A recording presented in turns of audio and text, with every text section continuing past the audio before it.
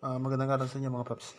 So, bali, sinubukan natin kalasin natin yung click version 3 natin. Nag-install tayo ng G-Store horn.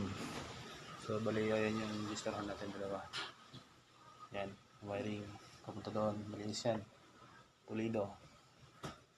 So, bali, ang akala natin, napakahirap baklasin. Mabilis lang pala. Basta pag sarili nyo, madali lang. Kumbaga, dandahan lang pag class para hindi maputol yung mga ano. So, bali, yun lang mga paps. Salamat.